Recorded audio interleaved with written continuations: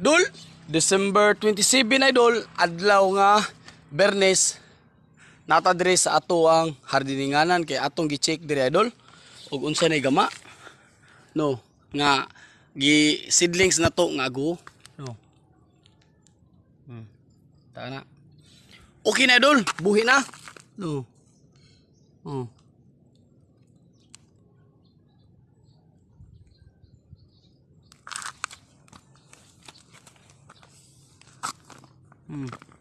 Kani mga sagbot ni siya kani. Kani siya mao ni aguho dol. Oh, kani.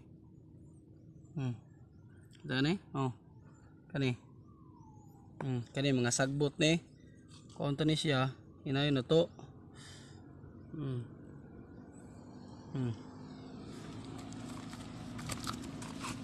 Oh.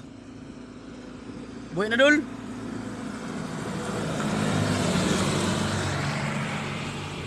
Buhay na atong gi seedlings nga ago. Mo na idol niya. Ay mo kalimot idol.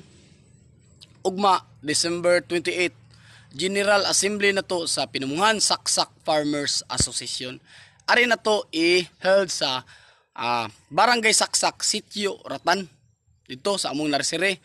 Nya katong mga tanang gagunit og mga tax declaration o mga landowners, pwede mo i-invite mo nga mo joint mo sa amuang assembly para makibaw mo unsay mga update sa mga balaodnon parte sa mga yuta idol. Na tuato dito mga bisita pod, nya tuatong PO dito mao ay mo pasabot natong tanan.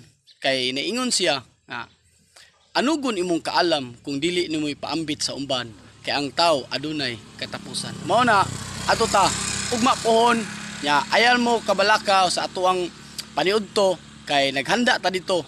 Pasalamat ta ni SB Richard Canillo nga nihatag siya nato og baboy nga atong makaon sa paniudto. Ayaw mo kabalaka to ato mga bisita dito Idol Boss Insoy Ninyal nya SB Richard Canillo ug atong PO President Rodolfo Wapire Bangiran. Mao yung pasabot na to dito kay para malamdagan na to unsay sulod sa atong nahuna.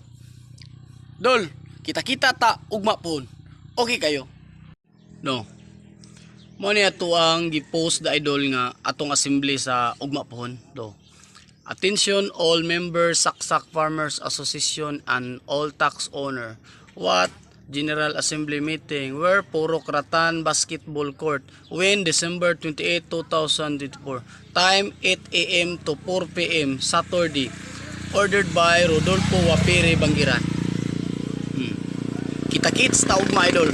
Kinahanglan mo joint mo o motambong mo kay anugon ang imong kaalam kung dili nimo ipaambit sa uban kay ang tao adunay katapusan. Okay idol.